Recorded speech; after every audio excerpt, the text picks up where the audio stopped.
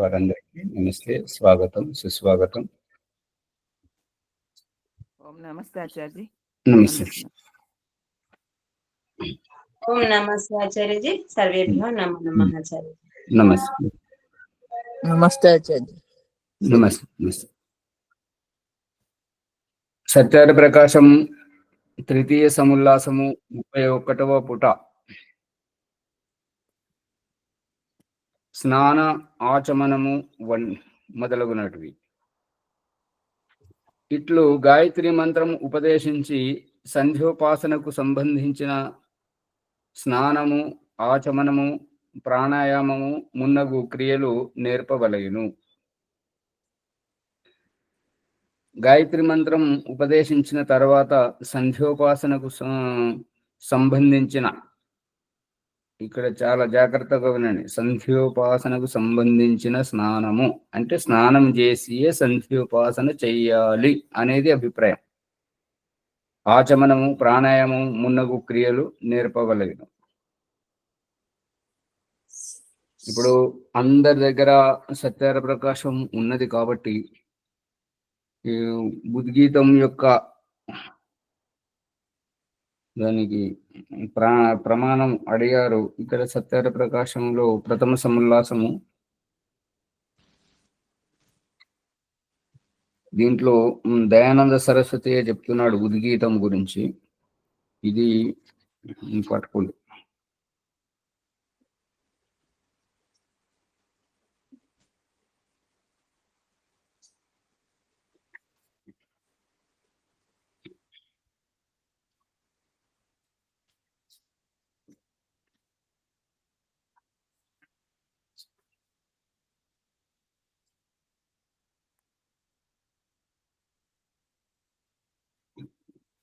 దాన్ని వెతకడానికి ఇప్పటికే సమయం అయిపోయింది. నేను రేపు చెప్తాను, చూపిస్తాను. ఇవాళ గ్రూపులో పెడతాను, చూడండి. ఇక ప్రాణాయామం, స్నానం చేసిన తర్వాత సంధ్యోపాసన, ఆచమనము, ప్రాణాయామం. ఈ ప్రాణాయామం యొక్క 5 ఇక్కడ ఏవైతే పెట్టడం జరిగిందో 5 యొక్క ప్రత్యేకతలు. ఒకటి ఉద్గీతము, రెండవది బాహ్యాభ్యంతరము, బాహ్య కుంభకము, మూడవది ఆభ్యంతర కుంభకము, 4వది స్తంభవృత్తి, 5వది బాహ్యాభ్యంతర విషయాక్షేపి. ఈ 3 లోపల ఈ యొక్క ఆత్మిక ఉన్నతి అనేటువంటిది జరుగుతుంటది. అందుకని ఈ క్రియలు తప్పనిసరిగా చేయాలి. శరీర బాహ్య అవయవములకు శుద్ధి, ఆరోగ్యము కలుగుటకు గాను ప్రథమమున స్నానము ఆచరింపవలయును ఇందు ప్రమాణం. అందుకని ఇక్కడ మొదట స్నానం చేసి చెయ్యాలి అనే దానికి ప్రమాణం ఇక్కడ చూపిస్తున్నారు. అద్భిర్గాత్రాన్ని శుద్ధ్యంతి, మనః సత్యేన శుద్ధ్యతి, విద్యా తపోభయం భూతాత్మ, బుద్ధిర్జ్ఞానేన శుద్ధ్యతి. మనుస్మృతి 5వ అధ్యాయము 109వ శ్లోకము. జలము వలన శరీర బాహ్య అవయవములు, సత్యాచరణము వలన మనస్సు, విద్య వలన తపస్సు, సర్వవిధ కష్టములను సహించి ధర్మమునే అనుష్ఠించుట వలన జీవాత్మయు జ్ఞానము, పృథివీ మొదలుకొని పరమేశ్వర పర్యంతము, పదార్థముల వివేకము వలన బుద్ధి, దృఢ నిశ్చయము, ఇక్కడ జ్ఞానము, పృథివీ మొదలుకొని పరమేశ్వర పర్యంతం, పదార్థముల వివేకం. ఈ విషయము ఇవాళ చర్చించాలి. ఏమేమో చెప్తున్నారు, ఆత్మ గురించి చెప్తున్నారు, పరమాత్మ గురించి చెప్తున్నారు. పరమాత్మ యొక్క అవసరం ఏంటి? నేను నా ప్రత్యేకత, నేను నా ఇల్లు, నాకు ఇల్లు యొక్క అవసరం ఏంటి, నాకు వస్త్రాల యొక్క అవసరం ఏంటి, నాకు స్త్రీత్వంతో పని ఏంటి, నాకు పురుషత్వంతో పని ఏంటి, నాకు జీవన్ముక్తితో పని ఏంటి. జీవన్ముక్తిని పొందాలంటే జన్మను ఆశ్రయించాలి. జన్మను ఆశ్రయించాలంటే స్త్రీ పురుష భేదం కావాలి. స్త్రీ పురుష దేహం కావాలి అనంటే ఈ దేహ సంరక్షణకు ఇల్లు కావాలి. ఈ ఇల్లు కావాలి అన్నప్పుడు ఈ ఇంటికి పరిసర ప్రాంతాలు, పంచమహాభూతాలు కావాలి. దేహం కావాలన్నప్పుడు దేహానికి వస్త్రము కావాలి. అందుకని ఈ దేహమును మనము స్త్రీ పురుష జన్మలతో వస్త్రములను ఎంచుకుంటున్నట్లుగా ఈ ఇల్లును ఎంచుకుంటున్నట్టుగా, ఇష్టమున్నట్టుగా ఇల్లును కట్టుకుంటున్నట్టుగా, మనకు నచ్చిన ఇంటిని కిరాయికి తీసుకొని కట్టుకొని ఉంటున్నట్టుగా జీవాత్మ ఈ దేహమును ఆశ్రయిస్తుంది. ఆశ్రయించినటువంటి ఈ దేహముకు అవయవాలు ఉన్నాయి. ఈ దేహము ప్రకృతి. ఈ ప్రకృతి ఏదైతే మనం ఆశ్రయిస్తామో, భగవంతుడు చూపిస్తున్న దృష్టాంతం ఏంటంటే ప్రకృతి ఏంటంటే ఈ యొక్క ప్రకృతిని ఆశ్రయించి ఉన్నాను, అంతేగాని ప్రకృతిని నేను కాదు. ప్రకృతి నేనే అన్నప్పుడు ఎక్కడికి రావడం పోవడం ఉండదు. ప్రకృతి నేను ఆశ్రయించినాను. వాహనం ద్వారా చూపిస్తున్నటువంటిది ఏంటంటే ఎవరో అంటున్నారు, మధ్యలో వచ్చింది మధ్యలోనే పోతుంది. అది చాలా గొప్ప విషయం. అదే ఇక్కడ చూపిస్తున్నటువంటిది ఏంటంటే తండ్రి శరీరం నుండి వస్తున్నప్పుడు లేనటువంటి, తండ్రి గర్భం నుంచి వస్తున్నప్పుడు లేనటువంటి ఈ దేహము మరియు మా మృతదేహాన్ని దాటిపోయేటప్పుడు వెంటరానటువంటిది తల్లి గర్భములోనే ఉత్పత్తి అయి శిశువుగా పుట్టుకొచ్చి ఈ మరణ దశలో ఇక్కడనే మనల్ని వదిలేస్తున్నటువంటిది అది కాదు, మనము వదిలిపోతున్నాం. ఆత్మ అని చనిపోయాడు. పురుషుడైతే పోయాడని, స్త్రీ అయితే పోయింది అని, పోయిండు అనేటువంటిది జీవాత్మ గురించి. శరీరం అయితే ఇక్కడే వాహనాన్ని వాహనం దిగిపోవడం, ఎక్కడానికి ఎంత ప్రయత్నం చేస్తున్నామో దిగడానికి కూడా అదే ప్రయత్నంతో ఎక్కాలి దిగాలి. శరీరము నేను కాదు, నాది శరీరము, నేను ప్రకృతిని ఆశ్రయించాను అనేటువంటి ప్రకృతి గురించి చెప్పడం రావాలి. పంచమహాభూతాల గురించి కొద్దిగా మునిగారు చెప్పడానికి ప్రయత్నం చేశారు. సువర్తలమ్మ గారు అయితే ఎక్కడికో పోయారు, ఏదో చెప్తున్నారు. అప్రాసంగిక ప్రసంగము వద్దు, తక్కువగా మాట్లాడాలి. వచ్చినంత వరకు సూటిగా ఏ విషయాన్ని అయితే నిర్ధారిస్తారో ఆ విషయం చుట్టే మన ప్రసంగం ఉండాలి. అప్పుడు మనకు అందరూ విలువిస్తుంటారు. ప్రసంగంలోనే ఉండాలి. ప్రకృతి నేను ఆశ్రయించాను, నేను ఈ ఇంట్లో ఉంటున్నాను, ఈ ఇల్లు నాకు సహకరించట్లేదు, నేను ఇల్లును వదిలేస్తున్నాను, ఈ శరీరం నాకు సహకరించట్లేదు, అనారోగ్యంగా ఉంది, దీనికి ఆరోగ్యం కోసం నేను ప్రయత్నించినప్పుడు అనారోగ్యం పోయి మరి నేను మళ్ళీ ఆరోగ్యంగా తయారయ్యాను. ఈ రకంగా ప్రకృతిని, ఈ వస్త్రాలు పాతవైపోయినాయి వదిలేయాలి, కొత్తవి కుట్టించుకోవాలి. ఈ రకంగా ప్రకృతిని ఆశ్రయించడం. వస్త్రము నేను కాదు, వస్త్రము నాకు సర్వస్వము కాదు, వస్త్రమే నాకు కాదు, వస్త్రము నేను పట్టుకుంటాను వదిలేస్తాను, దేహము నేను పట్టుకుంటాను వదిలేస్తాను. ఈ ప్రకృతి, అమ్మ దగ్గరికి నేను పోతాను వస్తాను, అమ్మను నేను వినియోగించుకుంటాను, కానీ నాకు అమ్మ కాదు, అమ్మను నేను వినియోగించుకుంటున్నాను. జీవాత్మకు భగవంతుడు చూపిస్తున్న దృష్టాంతం ఏంటంటే ప్రకృతిని వినియోగించుకోవడం, ప్రకృతిని ఆశ్రయించి ఉండడం, ప్రకృతి గర్భములో ఒదిగించి మనము ప్రకృతి సంతానముగా మనల్ని దేహముగా కనబడే రూపమును కనబడే దేహముగా మనల్ని పుట్టించి మనం ప్రకృతి బిడ్డలమే అని చూపించడం. కానీ అక్కడ జరుగుతున్నటువంటిది ఏంటంటే మనము ప్రకృతి బిడ్డలము కాదు, ఈ రూపము మాత్రమే ప్రకృతి బిడ్డ. ఈ రూపము కనబడే రూపము నేను కాదు. ఈ యొక్క స్త్రీత్వం, ఈ పురుషత్వం, పశుత్వం, పక్షిత్వం, క్రిమి కీటక రూపం ఏదైనా సరే ప్రకృతి అవయవమే. అందుకని నేను అమ్మ బిడ్డను కాదు, అమ్మను నేను వినియోగించుకుంటున్నాను. ఇది ఎప్పుడు వినలేదు కాబట్టి వినగానే కోపం వస్తుంది. బిడ్డను కాకపోవడం ఏంటి అంటే భగవంతుడు చూపిస్తున్న దృష్టాంతం ఏదైతే ఉందో ఈ యొక్క లేని జీవకణము గర్భంలోకి తీసుకెళ్ళి అక్కడ ఫలదీకరింపజేయడం, శిశువు పెరిగిన తర్వాత గర్భం నుంచి బయటకు పంపించడం, బయటకు వచ్చినాక కళ్ళు తెరవని స్థితిలో, కదలలేని స్థితిలో పక్కలో పడుకోబెట్టి సేవ చేయించడం. కొద్దిగా ఎట్లెట్లా ఆరోగ్యం పుంజుకుంటుంటే అట్లా వెల్లకిల ఉన్నవాడు బొక్కబోలబడడం, పక్క తిరగడం, బొక్కబోలబడడం, అంబాడటం, లేచి నిలబడి నాన్న వేలు పట్టుకొని అమ్మ దగ్గరికి వెళ్ళి బయటకు వెళ్ళిపోవడం. ఇంకా పెద్దగా అయిన తర్వాత నాన్నను వదిలేసి గురువు దగ్గరికి వెళ్ళిపోవడం, ఇంకా పెద్దగా అయ్యాక గురువుని వదిలేసి సమాజానికి వెళ్ళిపోవడం, ఇంకా ముందుకు వెళ్ళినప్పుడు ఈ సమాజాన్ని వదిలేసి ఇహలోకాన్ని వదిలేసి పరలోకానికి వెళ్ళిపోవడం. మరి ఎవరు వారు? అంటే నేను అన్నింటినీ వినియోగించుకుంటున్నాను. ఇవన్నీ నా కోసం. అమ్మ నా కోసం, నాన్న నా కోసం, గురువు నా కోసం, ఈ ప్రకృతి నా కోసం. నేను అన్నింటినీ వినియోగించుకుంటున్నాను. వెలుగుతుందా? పట్టుకుంటున్నారా?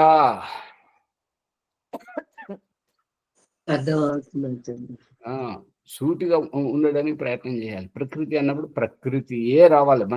దాదాపుగా మన ప్రతి మాటలు ప్రకృతి గురించే రావాలి. వస్తే అప్పుడు మనకు విషయం కొంత అవగాహనకు వస్తుందనే అభిప్రాయం.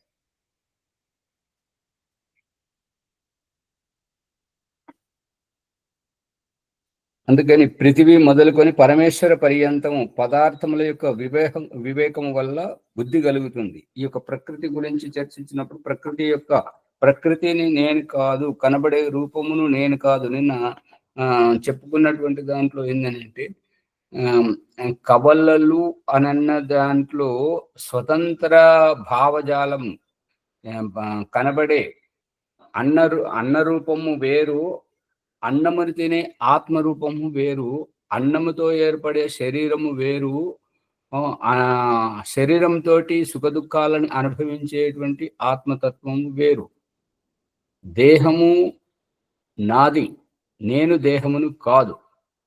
నేను అనేది ఆత్మతత్వం, శరీరతత్వం కాదు.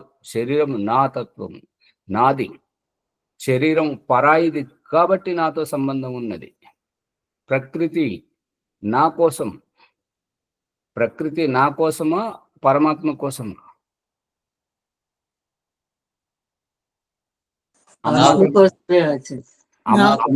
అమ్మ నా కోసమా, నాన్న కోసమా?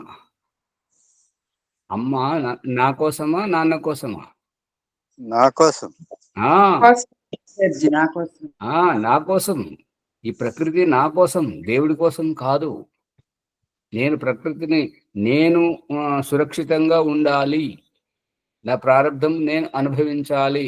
కాబట్టి ఈ ప్రకృతి నాది, నా కోసం, నాది. అందుకని ఇక్కడ చెప్పడం రావాలి.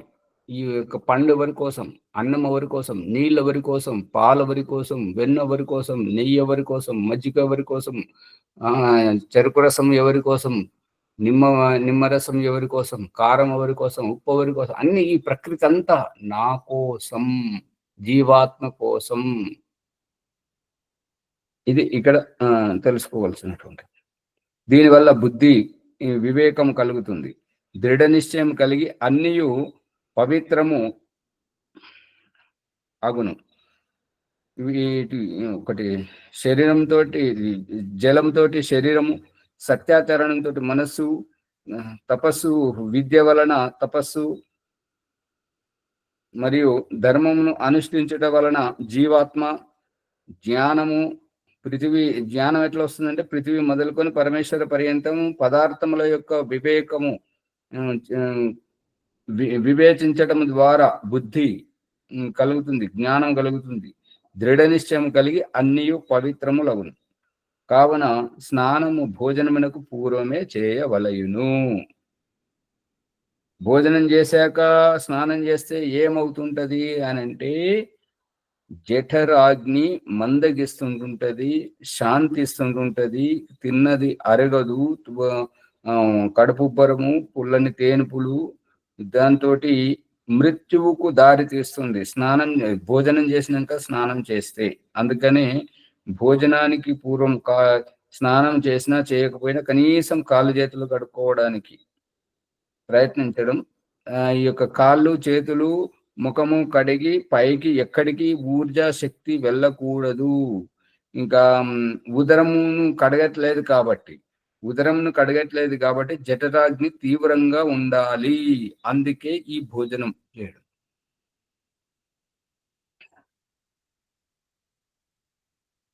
రెండవది ప్రాణాయామం. ఈ ప్రాణాయామం విషయంలో ప్రమాణము ప్రాణాయామాత్ అశుద్ధి క్షయే జ్ఞాన దీప్తి ఆ వివేక ఖ్యాతి. యోగ దర్శనము 2 సాధన పాదము 28వ సూత్రం. ప్రాణాయామాత్ పంచమీ భక్తి. ప్రాణాయామము వలన, ప్రాణాయామము చేత, ప్రాణాయామముతో అశుద్ధి క్షయే, అశుద్ధి క్షీణించును. అశుద్ధి క్షీణిస్తే ఏమవుతుంది అని అంటే, ఈ అశుద్ధి క్షీణించడం అనేటువంటిది చూపిస్తారా, చెప్తారా? ఏది చెప్పరు. జిడ్డుగా ఉంటే స్నానం చేస్తే స్వచ్ఛంగా కనిపిస్తాం, అంట్లను దొమితే తలతలమని మెరవటం, ఇల్లు ఊడిస్తే శుభ్రంగా కనిపించడం, ఇదే అశుద్ధి క్షీణిస్తుంది కదా. ఇంతే చెప్పాలి. తద్వారా జ్ఞాన దీప్తి ఆ వివేక ఖ్యాతి. జ్ఞాన దీప్తి అనేటువంటిది వివేక ఖ్యాతి పూర్వకంగా. మనుషుడు ప్రాణాయామం చేయునప్పుడు ప్రతి క్షణము ఉత్తరోత్తర కాలము గడిచిన కొలది, అంటే ఉత్తరోత్తరం అంటే కాలము గడిచిన కొలది అతనిలోన అశుద్ధి నశించి జ్ఞాన ప్రకాశము కలగజొచ్చును. ఇది మన వ్యవహారంలో చూద్దాం. ఈ ఓం ప్రకాష్ దగ్గరికి ఇంత పొద్దున ఎందుకు వస్తున్నారు? ఆన్లైన్లోకి ఎందుకు వస్తున్నారు నిద్రల నుంచి లేసి? జ్ఞానం నేర్చుకోవడానికి ఆచార్యజీ. అంటే విషయాన్ని తెలుసుకోవడానికి, ఏది అసత్యము ఏది సత్యం అనే విషయాన్ని తెలుసుకున్నప్పుడు జ్ఞాన మార్గంలోకి ప్రకాశితం ఉంటాం ఆచార్య. వరలక్ష్మి కొద్దిగా తక్కువ మాట్లాడితే ఎక్కువ అభిప్రాయం వ్యక్తం అవుతుంది. ఇక్కడ ప్రశ్న ఏంటి, సమాధానం ఏంటి? ఎందుకు వస్తున్నారు అని అంటే, మేము జ్ఞానం నేర్చుకుంటున్నాం, తెలుసుకుంటున్నాము. ఇదివరకు ఒక రకమైన అభిప్రాయంతో ఉంటుంది, ఇప్పుడు ఇక్కడికి వచ్చాక కొంత తెలుసుకుంటున్నాం కాబట్టి అది ఇక్కడ ప్రశ్న అదే అన్నమాట. మనుషుడు ప్రాణాయామం చేయనప్పుడు ప్రతి క్షణం ఉత్తరోత్తరం అంటే నిరంతరము ఎవరైతే చేస్తుంటారో వారిలో అశుద్ధి, అజ్ఞానము నశించి జ్ఞాన ప్రకాశము కలుగుతుంది. అదేమన్నా కలుగుతుందా లేదా ఊరికే వచ్చి కాలక్షేపం చేస్తున్నారా? కలుగుతుంది ఆచార్యజీ, కలుగుతుంది. మార్పు తెలుసు, చాలా మార్పు, మునపటికంటే చాలా మార్పు వచ్చింది. అదే ఇక్కడ దయానంద సరస్వతి చెప్తున్నాడు అన్నమాట. ముక్తి లభించినంత వరకు అతని ఆత్మ జ్ఞానము వృద్ధి చెందుచుండును. ఎవరైతే నిరంతరంగా ప్రయత్నిస్తుంటారో వారికి జ్ఞానం అనేటువంటిది వృద్ధి అవుతుంటది. దహ్యంతే ధ్యాయమానానాం ధాతూనాం హి యథామలాః తథేంద్రియాణాం దహ్యంతే దోష ప్రాణస్య నిగ్రహాత్. మనుస్మృతి 3వ అధ్యాయము 72వ శ్లోకము. అగ్నిలో కాల్చినప్పుడు సువర్ణము అంటే బంగారము వంటి ధాతువుల మలములు నష్టమైనట్లు ప్రాణాయామం వలన మనస్సు, ఇంద్రియములు అనువాని దోషములు నశించి నిర్మలము అగును. ఈ ప్రాణాయామాలు చేయాలి తప్పనిసరిగా. ప్రాణాయామాలు చేయడం వల్ల ఇంద్రియముల యొక్క దోషాలు పోతాయి. ఈ కథలు వింటుంటారా, ఏమైనా వ్యవహారం చూపిస్తారా? వ్యవహారం ఎలా చూపించాలి అని అంటే, ఏది చేయక ఊరికే ఉన్నప్పుడు ఏదో చూడాలని, ఏదో చెయ్యాలని, ఏదో వాసన చూడాలని, ఏదో పిచ్చి పిచ్చిగా అనిపిస్తుంటుంది. అదే ప్రాణాయామం చేస్తే ఆ పిచ్చి పిచ్చి ఆలోచనలన్నీ పోతాయా పోవా? పోతాయండి. ఏది మాట్లాడుతుంది ఎట్లా? మరి అదే దయానంద సరస్వతి చెప్తున్నటువంటి అశుద్ధ భావాలన్నీ పోయి శుద్ధ భావాలు కలుగుతుంటాయి.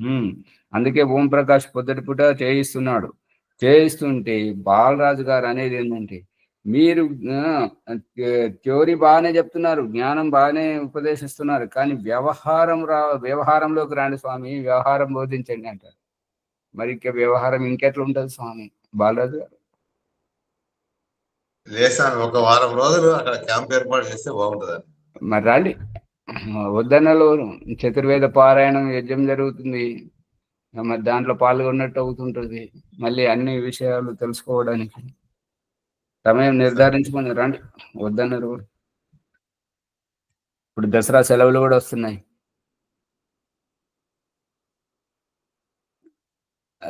వస్తే నేర్చుకునే వారికి నేర్పడానికి సిద్ధంగానే ఉన్నాం. అన్ని వసతులు ఉన్నాయి, అంతా బాగుంది. ఇక తర్వాత ఇక మీ ఇష్టం, మీ వసతిని చూసుకొని ఇల్లు వ్యవహారం అంతా చూడాలి కదా, పిల్లలను తగబెట్టుకోవాలి కదా, ఎంత వీలైతే అంత. ఇక మనం ప్రకరణలోకి వెళ్తే, ప్రత్యర్థన విధారణాభ్యాం వా ప్రాణస్య, ఏ రకంగా మన అశుద్ధి క్షీణిస్తుంటది అనేటువంటి విషయాన్ని చెప్తున్నాడు. ఆ ప్రాణాయామం చేసేటువంటి వైవిధ్యాన్ని, ప్రచ్ఛర్ధన విధారణాభ్యాం వా ప్రాణస్య, ఇది కట్టెలు కొట్టేటప్పుడు గొడ్డలతోటి కర్ర ముఖం మీద గట్టిగా దెబ్బ వేస్తే రెండుగా ఏ రకంగానైతే చీల్చుకుపోతుంటుందో ఆ విధముగా ప్రచ్ఛర్ధన విధారణాభ్యాం, విధారణ అంటే ద్వైధీభావం, అంటే ఒక్కటిగా ఉన్నటువంటిది రెండుగా చీలిపోవడం. ఈ రకంగా అది ఎట్లా చీలిపోతుంటుంది అనేది ఆ విషయాన్ని చెప్తున్నాడు. వాంతి అయినప్పుడు అన్న జలములు మిక్కిలి వేగంతో బయటకు వచ్చినట్లు ప్రాణాయామమును ఊపిరితిత్తుల్లోని గాలిని వేగముతో బయటికి వదిలి వెలుపలనే దానిని యథాశక్తి ఉంచవలెను. ఈ యొక్క ప్రాణాయామం చేయాల్సినటువంటి ఉద్దేశం ఏంటంటే, ఈ యొక్క స్వీం అనేటువంటి ఈ యొక్క శ్వాస ప్రశ్వాసల యొక్క అభిప్రాయం ఏంటంటే, ఊపిరితిత్తుల్లో ఉన్నటువంటి ఈ 72,000 గదులు ఏవైతే ఉన్నాయో అవన్నిటిలో పేరుకుపోయినటువంటి అశుద్ధి. ఇప్పుడు ఏంటంటే, మనం ఇల్లు ఊడ్చకపోతే, ఇంట్లో ఎవరు లేకపోతే ఆ దుమ్ము ధూళితో ఏ రకంగా నిండిపోతుంటుంటుందో, ఈ జన్మాంతరంతో వచ్చినటువంటి కర్మఫలం ఆధారంగా మనకి దేహం లభించింది కాబట్టి ఆ దేహం యొక్క అవయవం ఈ యొక్క ఊపిరితిత్తుల్లో ఆ గదుల నిండా మలినం పేరుకుపోయింది కాబట్టి ఒక్కొక్క దాన్ని శుభ్రము చేయడం. సీస మూత డక్కన తీస్తే అది ఎట్లయితే శుభ్రం ఖాళీగా ఉంటుంటుందో ఆ విధంగా ఈ యొక్క ప్రాణాయామం ద్వారా ఆ యొక్క ఊపిరితిత్తుల గదులను శుభ్రం చేయాలి. దానివల్ల ప్రయోజనం ఏమిటంటే, ఆత్మ సాక్షాత్కారం చేసుకున్నప్పుడు ఈ దేహమును నేను కాను అనేటువంటి అవగాహన ఎప్పుడైతే మనకు కలుగుతుందో, దాన్ని వ్యావహారికంగా విప్పి చూసుకునేటప్పుడు ఏంటంటే, ఈ శ్వాస ప్రశ్వాసల యొక్క ధ్వని స్వీ అనేటువంటి ఈ ధ్వని, ఈ యొక్క అది ఇడా పింగళ చలి వేడి, ఈ ఇడా సూర్యనాడి వేడి, పింగళ చంద్రనాడి చల్లగా, ఈ చలి వేడి ఈ యొక్క విఘ్నము అనేటువంటిది ఆత్మతత్వమును పసిగట్టడంలో, ఆత్మ సాక్షాత్కారం చేసుకోవడంలో విఘ్నంగా మారుతుంటది. కాబట్టి శ్వాస లేని స్థితిలో మనం ఉండాలి, శ్వాస తీసుకోలేనటువంటి స్థితిలో మనం జీవించి ఉండాలి. దాని గురించి ఈ యొక్క శ్వాస, అంతేగాని ఈ యొక్క శ్వాస మనకు అవసరం లేదు. పింగళ సూర్యనాడు కదా ఆచార్య? ఇడా పింగళ అంటే సూర్యనాడే కదా ఆచార్య? పింగళము ఇడా అంటే సూర్యనాడి. ఎడమ కదా ఆచార్య ఇడా అంటే? కుడి నుంచి ఎడమకు పోతాం కదా మనం. ఇక్కడ ఇడా అంటే ఎడమ నాసికనా? కుడి. పింగళ అంటే ఎడమనా? ఎడమ. మరి ఇంతవరకు నేను పింగళ అంటే సరే అయితే ఎడమ అనుకుంటుంది. ఇప్పుడు ఓం ప్రకాష్ సికింద్రాబాద్ సీతాపల్ మండి వారసుగూడ మేడిబావి ఆర్య సమాజంలో ఉన్నప్పుడు అక్కడ టి సూర్యనారాయణ గారి పేరు మీరు వినే ఉంటారు. రామ్దేవ్ గారు వచ్చి ఈ యొక్క ప్రతి పట్టణానికి వచ్చినట్టుగా హైదరాబాద్కి వచ్చారు. టీవీలో వారు ప్రాణాయామం చెప్తూ ఉంటే, కపాలభాతి ప్రాణాయామం వీరు లోపలికి తీసుకుంటున్నారు. కపాలభాతి యొక్క నియమము స్వామి రామదేవ్ గారు చెప్పేది ఏంటంటే బయటకు వదలడం, వారు లోపలికి తీసుకుంటున్నారు. అంటే అందరూ చూస్తున్నారు అదే, అది చేసే వ్యక్తి అతనే, చేయించే వ్యక్తి అతనే, చెప్పేది అతనే, చూసేది మనమే, మరి వారు చెప్పినట్టు చేసేది మనమే. కానీ వారు 1 సంవత్సరం అంతా కపాలభాతి ప్రాణాయామాన్ని లోపలికి తీసుకోవడానికి ప్రయత్నం చేశారు.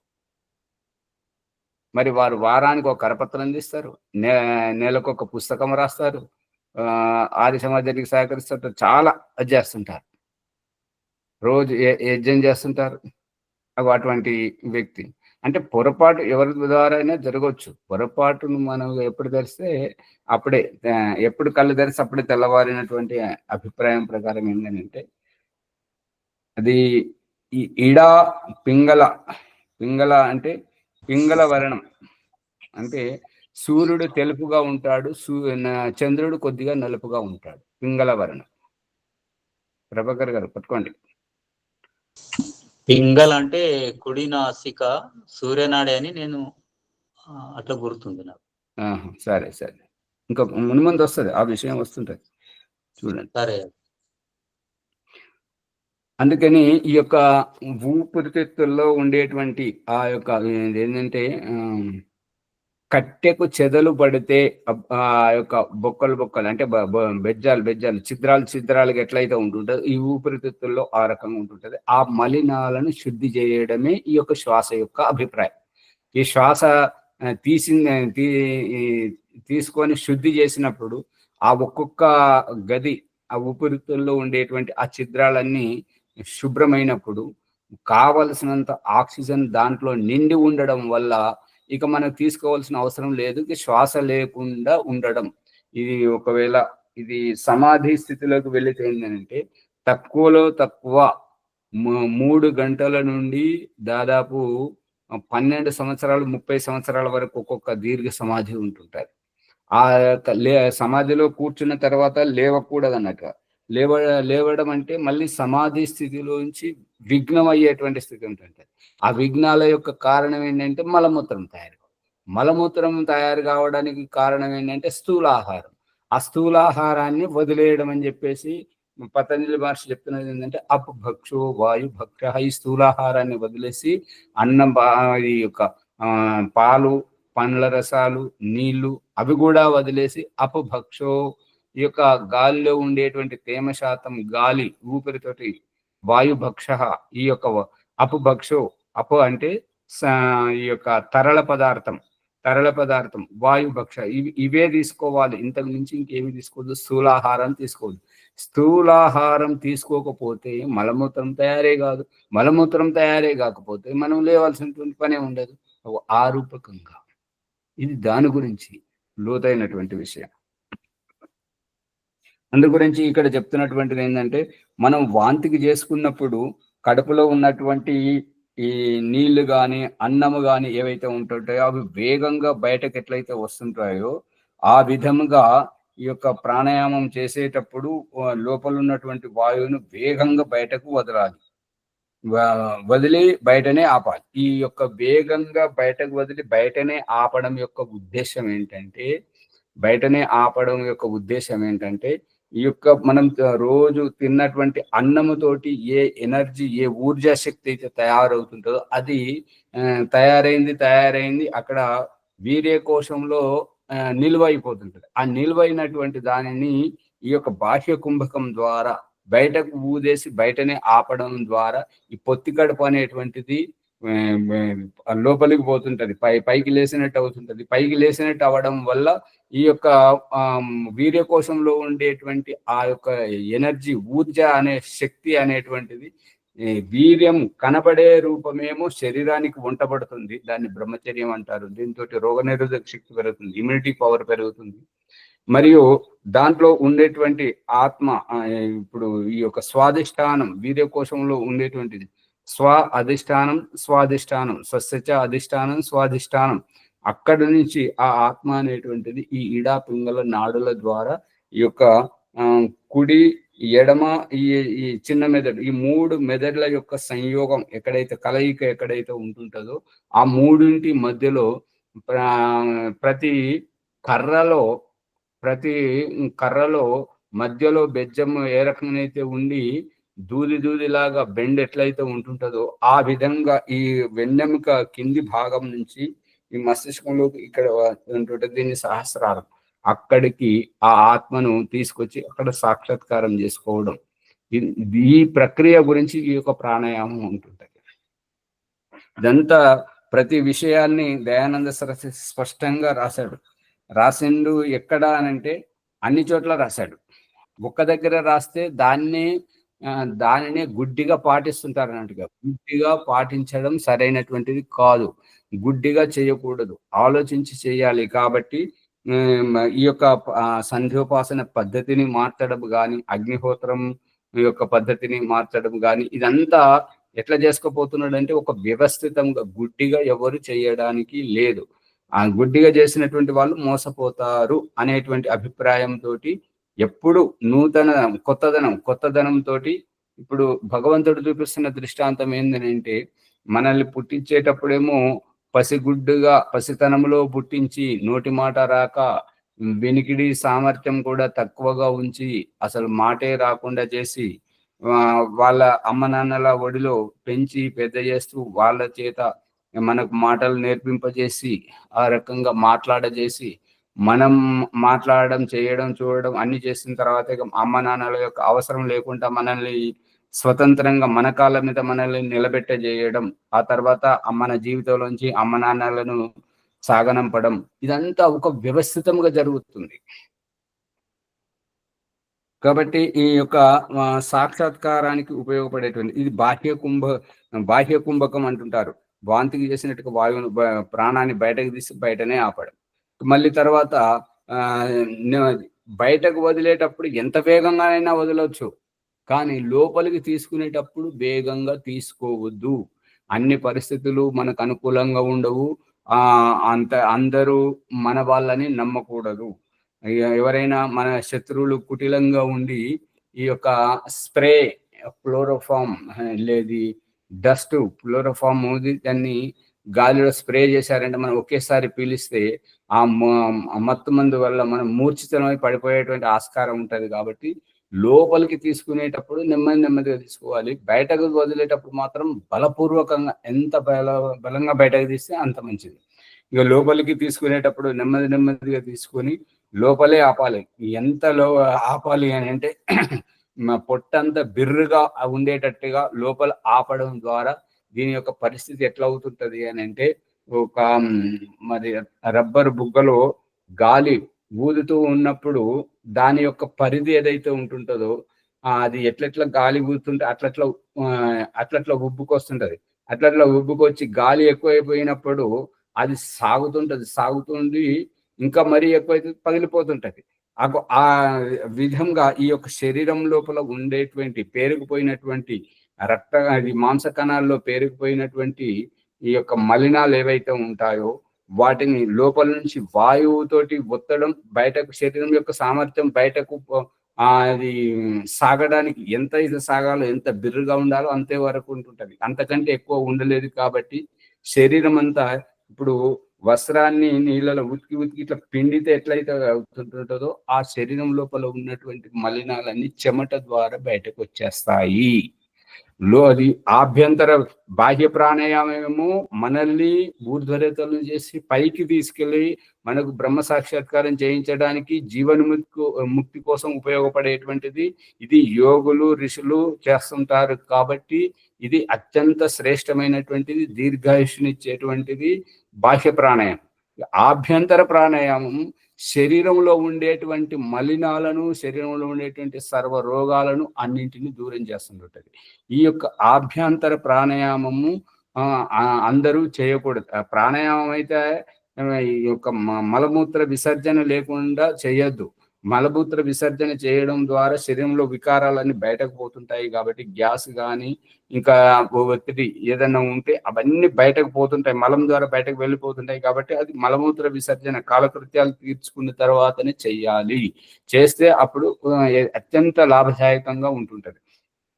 ఇంకా లోపలికి తీసుకున్నటువంటిది శరీరాన్ని బాగా పిండినట్టుగా ఇట్లా ఒత్తినట్టుగా చేసేయడం. శరీరం యొక్క స్థాయి ఇట్లున్నప్పుడు లోపలికి వెళ్ళి ఒత్తిడి చేస్తుంటే ఏంటంటే ఇప్పుడు దీన్ని ఇట్లా ఒత్తుతుంటాం కదా, ఏదైనా పండు మక్కిందా లేదా అని ఇట్లా ఒత్తితే ఎట్లయితే అవుతుంటుందో శరీరాన్ని ఇట్లా పిండినట్టు అవుతుంటది. ఆ రకంగా చెమట ద్వారా స్వేదరంధ్రాల ద్వారా మలినాలన్నీ బయటకు పోయి శరీరం ఆరోగ్యకరంగా అవుతుంటది. ఇక మూడవది ఈ ప్రకరణంలో మూడవది స్తంభవృత్తి. స్తంభవృత్తి అంటే అక్కడ ఆపివేయడం. తీసుకొని వద్దు, వదలని వద్దు, తీసుకొని వద్దు, వదలని వద్దు. ఆ రకంగా ఎక్కడికక్కడ ఆపివేయడం శరీరంకు కావలసినటువంటి శ్వాస ప్రశ్వాస తోటి శరీరం జీవించే ఉంటుంటది, మనకేమి అవ్వదు.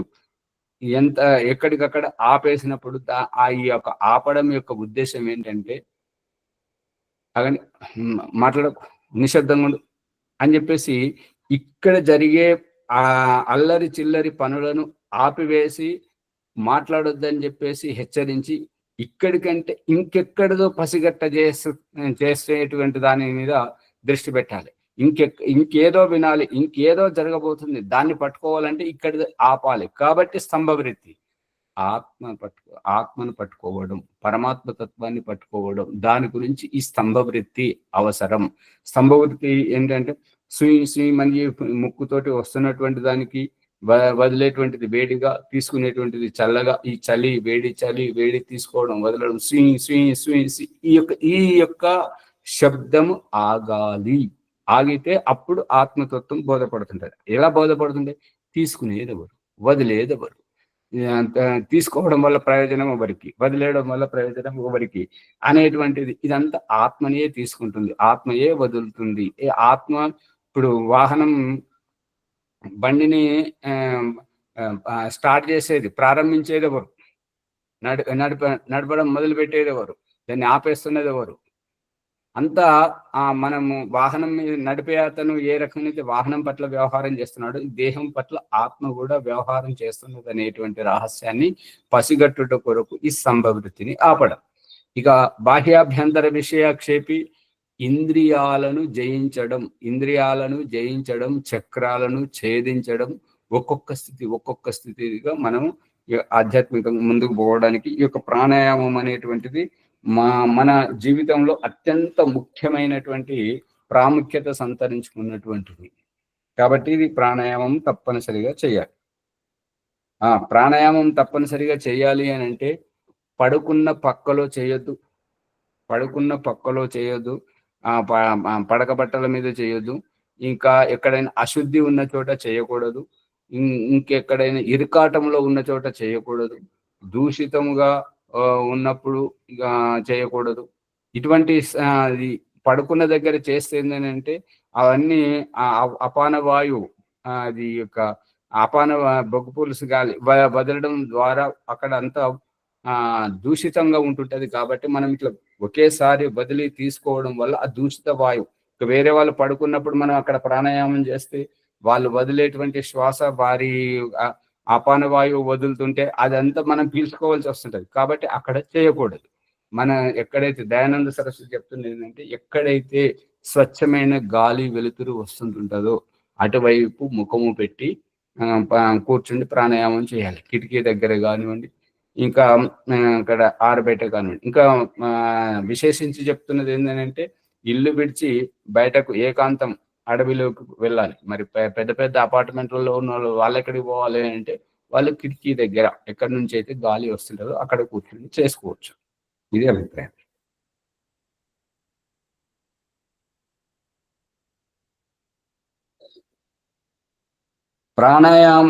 ప్రాణమును బయటకి తీయదలిసినప్పుడు మూలేంద్రియమును పైకి లాగి ఉంచవలేను.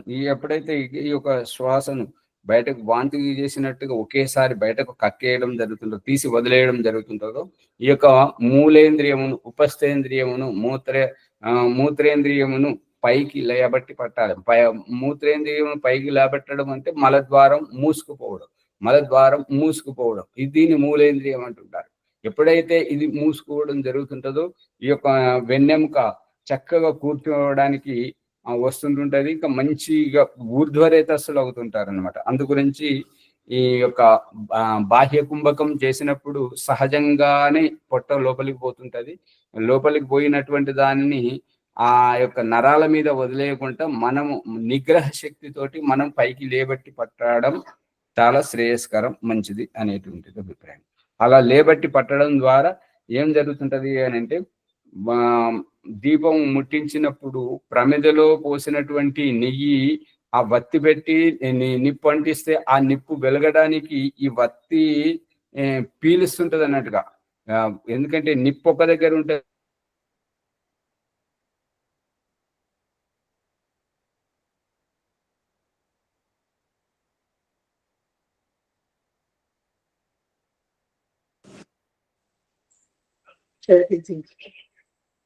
ఇంకా ఎక్కువైనట్టుందండి. సమయం కూడా అయినట్టుందిగా ప్రభాకర్ గారు. అక్కడ నెట్ ప్రాబ్లం ఉందంటుంది. అదే ఆశ్చర్యపోతుంది. సమయం కూడా పూర్తిగా వస్తుంది మరి.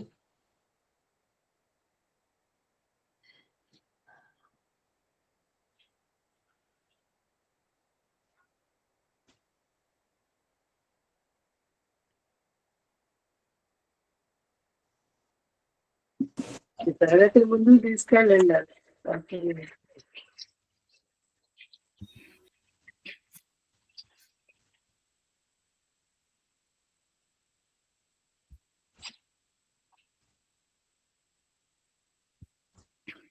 ఓం ఆచార్యజీ ఎక్కడి వరకు వచ్చింది? ఈ యొక్క ఇట్లా పైకి పట్టడం, మూలేంద్రియము పైకి మా మూలేంద్రియాన్ని పైకి లేబట్టి పట్టడము అంటే ఈ ప్రమిదలో వత్తి పెట్టి ఇట్లా వత్తి పెట్టి నిప్పు అంటిస్తుంటారు కదా, ఆ వత్తి పీలుస్తూ అందిస్తుంటది. ఇలా లేబట్టి ఉంచడం ద్వారా, ప్రయత్నపూర్వకంగా లేబట్టి ఉంచడం ద్వారా ఈ యొక్క వీర్యకోశంలో సంగ్రహితం అవుతున్నటువంటి ఎనర్జీ అంతా కనబడే రూపమేమో వంట పట్టిపోతుంటది. బ్రహ్మచర్యంగా శరీరము బలిష్టంగా తయారవుతుంటుంటది. రోగాలను సహించుకునేటువంటి సామర్థ్యం కలిగి ఉంటుంటది. ఇక కనబడని ఆత్మతత్వము అనేటువంటిది, ఈ పువ్వులోని మకరందం, పరిమళం, జెండుబాము మూత తీయగానే వాసన అనేటువంటిది కనబడకున్నా కూడా మూత తీయగానే మనకి ఎట్లయితే వాసన వస్తుంటుందో, ఆ కనబడని ఆత్మతత్వ రూపం అనేటువంటిది పైకి లేచి వస్తుంటుంటది. ఇది యొక్క బాహ్యాభ్యంతర విషయాక్షేపిలో ఇంద్రియాలను జయించుకుంటూ ఒక్కొక్కటి చక్రాలను ఛేదించుకుంటూ పైకి వచ్చేటువంటి స్థితి కనబడుతుంటది. మూలాధారంలో ఇక్కడ సంధ్యోపాసనలో ఇంకొక మంత్రం ఏంటంటే, యజుర్వేదంలో చెప్పబడ్డటువంటిది ఏంటంటే, ఇలా పైకి పోయేటువంటి స్థితి మనకెట్లా తెలియాలి అనేటువంటి దానికి త్రీన్ సముద్రాన్ పరిస్రపత్, మూడు సముద్రాలు దాటి ముందుకు పోతుంటదంట. ఒకటి బయలుదేరినటువంటి స్వాదిష్టాన చక్రము, వీర్యకోశం.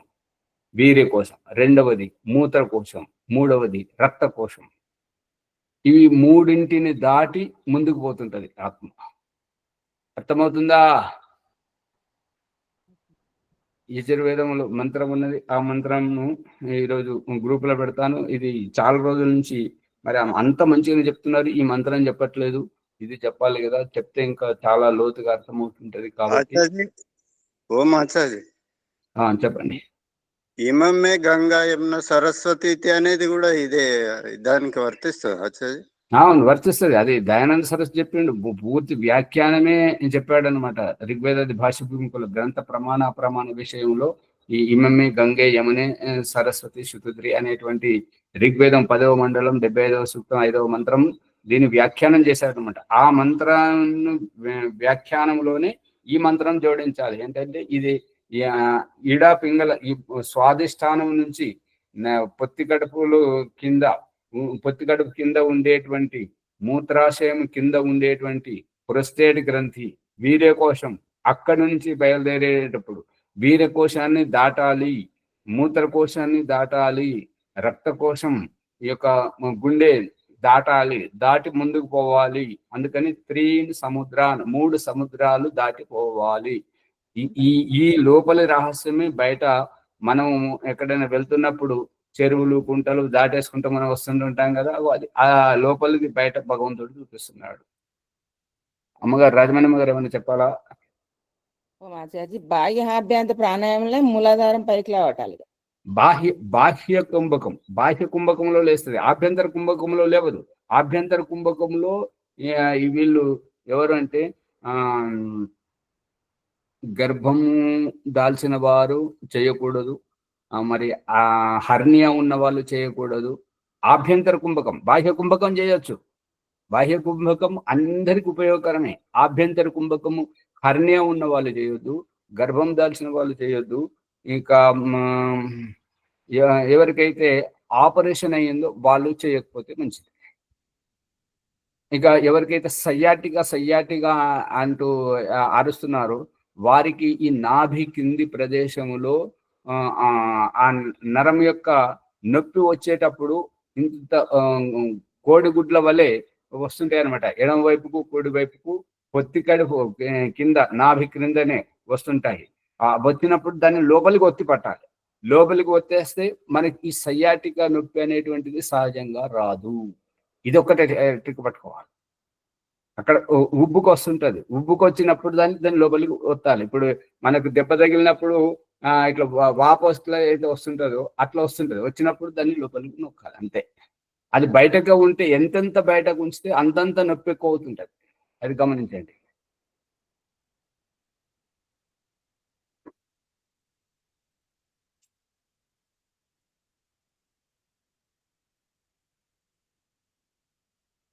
సమయం చాలా పరిగెత్తి కంప్యూటర్ మధ్యలో ఇబ్బంది పెట్టింది, ముందు ఇబ్బంది పెట్టింది, మధ్యలో ఆగిపోయింది.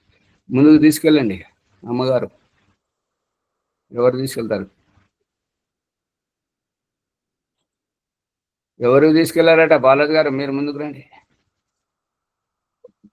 ఓం చెప్పండి ఆచార్య, పేరు చెప్తే చెప్తారు. అది పేరు చెప్పినా కూడా పలుకుతలేడు, ఎట్లా కూర్చున్నాడు చూడండి బాలాజీ గారు. ప్రభాకర్ గారు చేయించండి. నమస్తే ఆచార్య, నమస్తే. ఈరోజు ఎపిసోడ్ ద్వారా మనము ముఖ్యమైన విషయాలు, స్నానం యొక్క ఆవశ్యకత తెలుసుకున్నాం. భోజనానికంటే ముందే స్నానం చేస్తే దానివల్ల కలిగే లాభాలు, భోజనం తర్వాత స్నానం చేస్తే కలిగే నష్టాల గురించి చాలా వివరంగా తెలుసుకున్నాం. ఆ తర్వాత ప్రాణాయామాలు, 5 ప్రాణాయామాల గురించి, ఒక్కొక్క ప్రాణాయామం యొక్క ఉపయోగం గురించి, ప్రాణాయామాల జాగ్రత్తల గురించి కూడా ఈ ఎపిసోడ్ ద్వారా చాలా తెలుసుకున్నాం. కాబట్టి ఈ విషయాలు అత్యంత ముఖ్యమైనవి, ఆరోగ్యానికి ఆత్మకు సంబంధించినవి ఉన్నాయి. కాబట్టి అందరికీ తెలియజేయడానికై ఎపిసోడ్ని అందరం లైక్ చేసి షేర్ చేద్దాం, సబ్స్క్రైబ్ చేద్దాం, గంట సింబల్ని నొక్కి అందరికీ ఇవి తెలియజేసేటట్లు ప్రయత్నం చేద్దాం. కాబట్టి ఈరోజు వైదిక సంధ్య, మంగళవారం. కొత్త వాళ్ళు ఎవరు ఉన్నారో నాకు గాయత్రి అమ్మ గారు ఉన్నారు. గాయత్రి అమ్మ గారు ఉన్నారా ఇప్పుడు ఇక్కడ? లేనిచో ఇంకా ఎవరైనా వేరే వాళ్ళు తీసుకోవాలని మనది.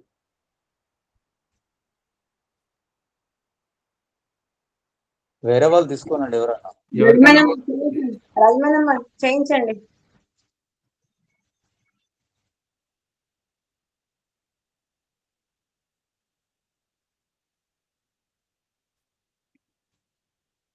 మ్యూట్ లో ఉన్నారండి.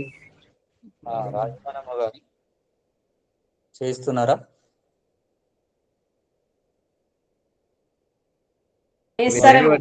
అందుబాటులో ఏమంటున్నారు? ఇంకెవరైనా తీసుకోనండి.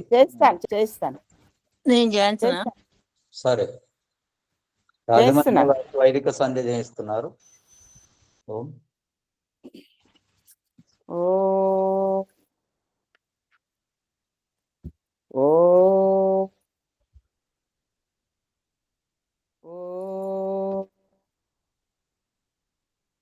ఓం అమృతోపస్తరణమసి స్వాహ. ఓం అమృతాపిధానమసి స్వాహ. ఓం సత్యం యశః శ్రీర్మయి శ్రీశ్రేతాం స్వాహా. ఓం శన్నో దేవీరవిష్టయ ఆపో భవంతు పీతయే శయ్యోరవిస్రవంతు నః. ఇంద్రియ స్పర్శ మంత్రములు. ఓం వాక్ వాక్, ఓం ప్రాణ ప్రాణః, ఓం చక్షు చక్షుః, ఓం శ్రోత్రం శ్రోత్రం, ఓం నాభిః, ఓం హృదయం, ఓం కంఠః, ఓం శిరః, ఓం బాహుభ్యాం యశోబలం, ఓం కరతల కరపృష్ఠే. మార్జన మంత్రములు. ఓం భువ పునాతు శిరసి, ఓం భువ పునాతు నేత్రయోః, ఓం స్వః పునాతు కంఠే, ఓం మహ పునాతు హృదయే, ఓం జన పునాతు నాభ్యాం, ఓం తపః పునాతు పాదయోః, ఓం సత్యం పునాతు పునః శిరసి, ఓం కం బ్రహ్మ పునాతు సర్వత్ర. ప్రాణాయామ మంత్రములు. ఓం భూః, ఓం భువః, ఓం స్వాహ, ఓం మాహ, ఓం జనః, ఓం తపః, ఓం సత్యం. ఆగమర్షణ మంత్రములు. ఓం ఋతం చ సత్యం చ విద్ధాత్ తపసో ధ్వజాయత తతో రాత్రజాయత తత సముద్రో అర్ణవః. ఓం సముద్రాదర్ణవాదతి సంవత్సరో అజాయత అహోరాత్రాని విదదద్ విశ్వస్వ విశతో వశి. ఓం సూర్యాచంద్రమసౌదాత యథా పూర్వమకల్పయత్ దివించ పృథివించాంతరిక్షమతో స్వాహ. ఆచమన మంత్రము. ఓం షన్నో దేవీరవిష్టయ ఆపో భవంతు పీతయే శయ్యోరవిస్రవంతు నః. మనసా పరిక్రమా మంత్రము. ఓం ప్రాచీదిగగ్నిరధిపతిరసితో రక్షితాదిత్యనిత్యైష్, ఓం ప్రాచీదిగగ్నిరధిపతిరసితో రక్షితా నిత్యైషవః. తేభ్యో నమోధిపతిభ్యో నమో రక్షితృభ్యో నమో దిశోభ్యో నమః యేభ్యో అస్తు. యోస్మాన్వేష్టియం వయం దిష్మస్తంభో జంబే దద్మః. ఓం దక్షిణాదిగింద్రోధిపతిస్థిరచ్చిరాజీ రక్షిత ఇతరైషవః.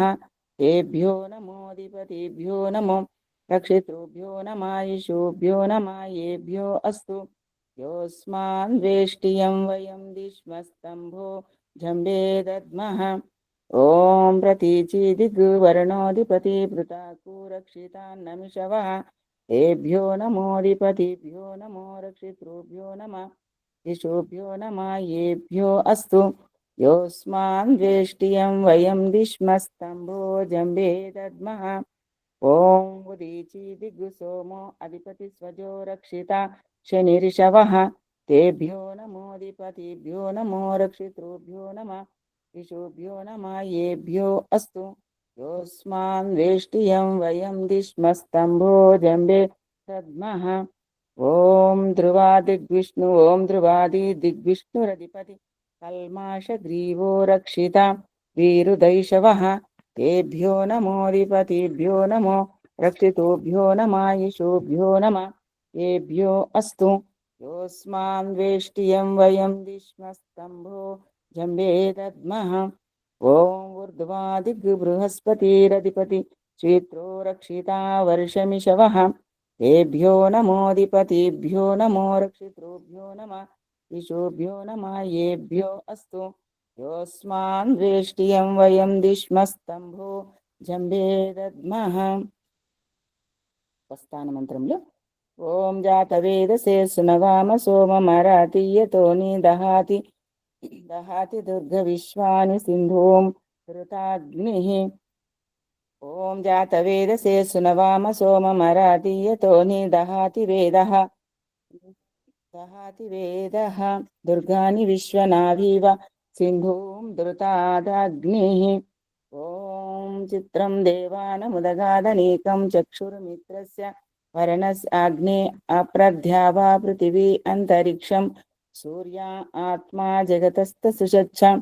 ఓం ఉదుత్తం జాతవేదసం దేవం వహంతి కేతవా త్రిషే విశ్వాయ సూర్యం ఓం ఉద్వయం తమసస్పరిస్వః పశ్యంత ఉత్తరం దేవం దేవత్రా సూర్యమగన్మ జ్యోతిరుత్తమం ఓం తచ్చక్షుర్దేవైద్యం పురస్తాచక్రముచ్చరతు పశ్యేమ శరదాశతం జీవేమ శరదాశతం శృణయామ శరదాశతం బ్రభ్రవామ శరదాశతం అదీనామ శ్యామ శరదాశతం భూయచ్చ శరదాశతాత్ ఓం శన్నో దేవీరభిష్టయా ఆపో భవంతు పీతయే శయ్యోరవిశ్రవంతు నః ఓం భూర్భువస్వః తత్సవితుర్వరేణ్యం వర్గో దేవస్య ధీమహి ధియో యో నః ప్రచోదయాత్ ఏ ఈశ్వర దయానిదే భగవత్కృపాయ అనేనా జపోపాసనాది ధర్మార్థ కామ మోక్షానాం సద్య సిద్ధిర్భవే నమః.